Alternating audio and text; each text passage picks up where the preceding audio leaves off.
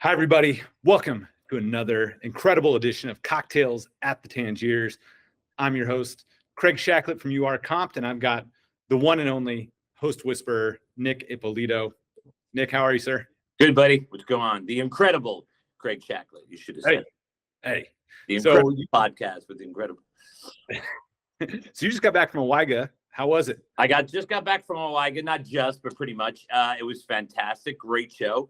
Valerie over there does a fantastic job, Valerie and Sheila, and I appreciate them so much. Every year they put me on either speaking alone or a panel, and it was a great show. It was moved the first time to Oklahoma City. It's normally in Tulsa, but my panel was leading the way in casino player development, and leading was because I wanted to talk about leadership, who we're putting in charge of these hosts, these casino hosts, because I've seen some great ones, of course, and I've seen a few disasters in the last few years. So I really want to. I don't think we're giving it enough, time and nurturing, like we do food and beverage, or we do hotel. God, we wouldn't just make anybody a hotel director, right? We would make anybody a food and beverage director, And then if they don't work out, they get moved out really fast. It seems like, we'll have a PD director or a PD manager 2, 3, 6 years, and nobody's doing anything about it. You know what I mean? And then there's the ones that are fantastic that need to be promoted and need to be celebrated and need to be recognized. So I really, we talked about it a lot. I had Darius McGee, of course, from the Kiowa tribe, and Stephanie Honeycutt from Indigo Sky in Tulsa. I had my buddy Paul Spears, who is not in PD or in gaming, but he is a leadership coach and a leadership speaker. So I wanted somebody on outside, of PD to give their insight. So it was a great show. A lot of great points from the audience came up. A lot of great. Tom Teasdale made a great point, and people from the Kiowa tribe made great points. Really good, solid panel. Of course, it ran too long, and I spoke like I'm doing now. Well, the rule number one on getting promoted and being successful in player development management is listening to Cocktails at the Tangiers. There we go. That's right. Yeah, the secret to success. So hopefully I don't have a book. People ask me if I have a book. I go, no, just go on Cocktails at the Tangiers. Well, hey, we get a lot of comments on YouTube, on our podcast, and I got one that came in that I'm going to read it in its entirety, and then we could riff off it, because I think it's a good point. This isn't from a host or somebody on the casino side. It's a player. So, it's a player? It's a player. Wow. Okay. Impromptu. Here I go. Nick Ippolito, improv. As a 5-figure gambler on every trip I make, about 6 times per year, I can tell you what I hate. Telemarketers. If a host is calling me, they better have a knock your socks off deal, or they will be blacklisted to me for wasting my time. I like a host that shoots me a text or an email saying they have a set of great tickets to a show or sporting event. I like a host to ask me what I want from the casino. I think that's a good one. And you've talked about that. I'll keep going, but we'll put a pin in that one. I like a host that asks me what I want from the casino: suite level, transportation, flights, food, trips beyond the casino, etc. And then they tell me what level I need to play at to make those things happen. For example, 4 hours at $100 a hand per day, or $500 per hand for 3 hours, etc. We both know that we have other options. They have other customers, and I have other casinos. We both know we want to maximize our returns, and we both want something. He tells me up front what I need to provide, and in turn, what I can expect during the trip. It is an open and honest exchange that hopefully over the year we can both benefit from. So that is a comment on YouTube. I encourage everybody that's watching, put comments, let us know topics you'd like to talk about. But let's go to this one. Nick, thoughts on that comment? So many thoughts. First of all, sir, send me your email and your cell number, and I will book you at every casino in America and overseas. Not because you're a 5-figure player, but because you're a dream player. You are a dream player. Craig, it's so funny that I've been teaching this for 20 years, well, more than 20, right? But on the road for 20. I taught it in Vegas for many years. But I hope that all the hosts are listening to this and reading this man's comment, because this is what I've taught for years. When you pick up that phone, don't waste their time. Don't waste their time. There is too much competition. There is too many S&M texts or whatever they call them, right? As whatever those text messages are, right? Emails and mass text messages and mass emails, not only from casinos, but Bed Bath & Beyond and Home Depot and everybody else, right? Don't waste their time. They know the game. They know the minute you say casino host, they know what you want. So why are we still, love, how you doing today? We miss you. And I baked you some cookies. And we talk like idiots. And this player is telling us what he wants, right? And this is part of what I teach. Get to the point, be direct, be transparent. A lot of people think I'm a slick salesperson. I am not. You ever wonder why I don't sell cars and make more money than I'm doing now, or sell real estate and make more money because I'm transparent.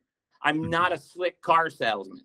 And there's trainers out there, as we know, that train hosts, and they're very car. It's the number one comment I hear about competition. Oh, he's a car salesman. I am not. I am authentic. I curse and I stutter and I spit, right? I am authentic. I am transparent. So the other thing they do wrong, hosts, is they'll call a guy maybe like this, and they're looking in the computer. Tick, tick, tick, everybody does this tick, tick, tick, tick in the computer, and they stare at the offers, and marketing's offering him $75 food coupon or a $75 voucher. And they call this 5-figure guy who's at a $300 business lunch. And they're like, hi, I was wondering if you'd like to come in. You have $75 towards a cheeseburger that has way too much salt in it and it's overcooked, but we're giving you $75, right? And players, they send them to me, Craig. Players send me voicemails and go, why don't you go here and train? Why don't you go here and train, right? I used to have them on my laptop and I used to play them for my classes, but I got in a little bit of trouble. I wasn't supposed to be doing that. So I don't do it anymore. So let's be really careful. Let's not. We have 18 seconds. I teach. You have 18 seconds to prove your value in anything. You and I, believe it or not, had 18 seconds to capture the audience, right? Any sales, you're at a bar, bars talking to girls, right? I have 18 seconds to prove my value. No matter what you tell your kid something to do for homework or eat his vegetables, 18 seconds. It's nothing. It goes like that, 18 seconds, right? So you have 18 seconds to prove your value, your worth, that this call is valuable. The other thing I love about this guy, this player, and we just had it happen to me at Nemacolin in Pennsylvania, gorgeous property I've been spending a lot of time at. The players, what he said, tell me what do I have to do? Host, I don't know why, but the number one thing for the last 20 years has been, are we allowed to talk like that? Are we allowed to say that to a player? Are we allowed to? So I find the CEO and I go, hey, just so you know, before I start training, this is what I train. Be transparent. Why are you going to leave the player in the dark? Don't say you got to play more. Play more, get more. What are you, an ad for Target? Who's teaching that out there? Play more, get more. Tell them how to play. Tell them what to play. Tell them what machines to play. Tell them don't play craps. Play blackjack is better. Don't play video poker. Play regular slots. Don't play Dragon Link. He gets no theoretical. We have no hold percentage. I mean, if you want to hit jackpots and you want to win, play the Dragon Link. Play the Lion Link. But if you want comps and you want this offer, so many hosts are unknowledgeable about what's going on their own casino floor, right? So we just had this inimical, and the guy said, just tell me how you wanted me to play. So, and I was like, I was telling the host, David, oh my God, this guy's a dream. Let's tell him. Let's overdo it. That's where I become a little slick, right? I will upsell at every upcharge and upsell every chance I get. But the main thing is, I teach negotiation. You know this. I teach comping is a negotiation, not a transaction. I haven't learned anything from a casino host in the last 30 years. Where I learned my stuff is listening to the player talk to the host, or listening to the player text the host, and they open up with negotiation. This guy's negotiating. They open up with negotiation, and the hosts tend to cower, from it. You also have to know your clientele. You also have to know your gambler. They chase, right? They risk takers. That's what you got to play on, those things, those elements, right? Know who your clientele is. I think some hosts may be afraid to suggest go from $100 to $200 per average bet. I think because for most of us, that work in the casino, when you see somebody betting 100, 500, 1,000, it's like, it's an amount of money that is almost unfathomable. But there are these people that just have so much wealth that for them, going from 100 to 200 isn't a big deal. They just don't have an incentive to go there. They get the rush that they need from $100 a hand. Correct. But if they are curious about getting that really nice suite, if you just tell them, yeah, go to 500 a hand, like, oh, okay, done. Like, and it's just, I think it's hard because I've faced that before, where it's almost hard to fathom, like, oh man, you can just go from 100 to 500, like nothing. So what do you think about that? Do you think that may be something that some hosts need to overcome?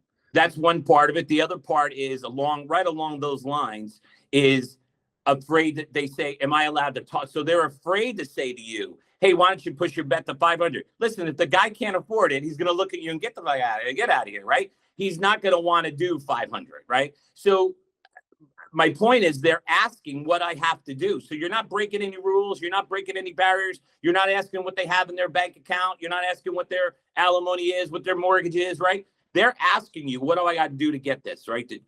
Because the gambler chases, right? But one thing you left out was, if you can't go from 100 to 200, what else can you do with your 100? Increase your time. Your time. It's time and bet. And of course, there's hands per hour and hold percentage, right? So there are so many conversations, so many layers to how do I get a better suite? How do I get more free play? There's so many layers to it. And also, Craig, being afraid or being hesitant, that is the job. The conversation and the relationship is the job. It's not, oh, I'm a great host. I have $7 million players and I comp them golf. Get at it. Don't even talk to me. Don't go on my website. Don't say hi to me at a convention. I could care less. Anybody could take comp $1 million player golf, right? The true host is that conversation, is the no, and you got to do more, and this is how we get you there, and this is how we get your bet up, and what can I do, right? That's the real, and that builds a relationship. I don't care if it's a little tiny player or a real big player. When you're saying, I mean, a host never says no, but when you're telling a smaller player how they have to grow, right? That's building the relationship. Yeah, they have an 89 theoretical, so the hosts don't want to talk to him. Nobody wants to comp the guy, but you're missing the relationship opportunity. I want that player to walk away and go, man, that guy, man, right? Whether you can't afford a car or not, you walk away from that car salesman going, oh, he was good, man. He talked to me and he built a relationship, and you text him later. Hey, I know I couldn't afford that $60,000 car, but what if I traded in, right? That's the moment to build a relationship. And the third thing I'm going to say, or fourth thing, whatever number I'm on, leadership. Again, with my push for leadership in the new year, it's not only who we're putting in charge of the host, but it's waking up CEOs and general managers and vice president of marketing, waking them up to what player development needs. A lot of these hosts, it's not their fault. They were 20 years ago, the vice president of marketing said, don't tell anybody about theoretical. Don't ask anybody if they can go more than $100 in their free. Somebody said that at a college or whatever. And the hosts are like, we're not allowed.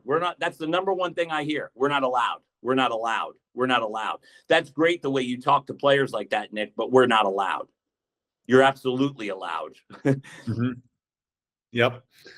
And then I guess going back, because we talked about telling players what they need to get to, but we also, this player that made the comment said, like, I like a host that asks me what I want from the trip, what I want from the property. So sure. Any quick tips on that? Like, what's an easy way to get somebody to start talking about what they're looking for in a trip to start that negotiation? By that, what are you looking for? What do you need? What do I need to do to book this trip, right? What do I need to do to get you in a Jeep Wrangler today, Craig? What's it going to take to get you in that Jeep Wrangler today, Craig, right? It's the same sales pitch no matter where you go. So before you hang up with the guy or the girl, you say, so what am I doing to get you in here? Or what am I doing wrong? I've made calls like that. We'll find an inactive player. They'll show me a big inactive player. Hadn't been there in 3 years. Give me the phone. I go, give me the phone. I don't even work there. And I'm like, hey, it's Nick over at Seven Frogs. Hey, listen, what did I do wrong? 18 seconds, right? They go, what? Who is this? Right? I got them. What did I do so wrong? Who is this? It's Nick over at Seven Frogs. You haven't been here in 3 years. It's my fault. my boss just called me in the office. I'm about to get fired. But before I got fired, I want to know what we did wrong, you know? So what do you expect? Listen, that's the greatest negotiation. Al DeLeon, the monkey in the room. Make sure we tag Al DeLeon on this. The monkey in the room. He told the guy was screaming and yelling at Caesar's Palace, wanted all this stuff, all this crap. Al calmed him down and wrote on a piece of paper, what do you want? $25,000 in promo chips? All right, is that it? The guy goes, yeah, that's it. Al says, well, don't you want a suite? Yeah. Don't you want a butler? Yeah. Don't you want a cabana? Yeah. Don't you want us to pick your airfare up? Yeah. He goes, what else you want? You want a monkey in the room? We'll put a monkey in the room, right? So the guy was so happy with Al, right? He was about to walk away. Al said, well, we're not done. He flipped the page over and said, here's what I want. Yeah. 80,000 up front, 15,000 3-hand spots, 3-hand. Oh, the guy went, no. Al said, it's okay.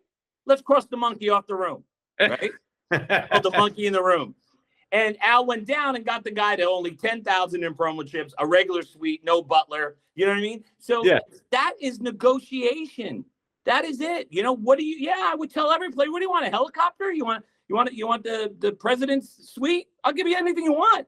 This is what I need from that. And then you work your way down. That's negotiation. Well, I can think of no better spot to end it. This is an action-packed, electric episode of the Tangiers. Nick, Deadpool and Wolverine should be next to me. That's right.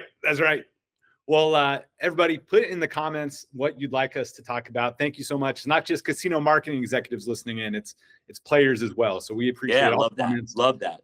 Put it in the comments. Nick, any parting thoughts before we go? No, we're good. I just love these, and I love meeting with you. And they're quick, and we get comments, and we address it, and it's getting a lot of views. I told you before last time. A lot of people reaching out to me. Some people are stealing, saying it's their stuff, and the GM's going, that was just Nick just said that with Craig. What are you talking about, right? So GMs are ratting on people for me, but it's a lot of fun, and this is always. I look forward to the next one. Well, if anybody wants to get the full Nick Ippolito Host Whisperer training, how can they get a hold of you? What are your coordinates? I'm busy until next year, but no, I got a few spots. I'm on my way to Florida. I'm about to do the Seminole, which I'm very excited about, and Hard Rock Bristol. So I'm getting the Hard Rock brand, and I got a whole bunch of Canada's coming up, Toronto and Saskatoon and Park. So all areas of Canada. And it's, nickippolito.com. It's very simple. nickippolito.com, or LinkedIn's my number one, source of engagement. So I love LinkedIn. Nick, always a pleasure, sir. And looking forward to meeting you next time in the Tangiers. Next time we'll have a jingle ready to rock and roll. Thank you, sir. All right, buddy.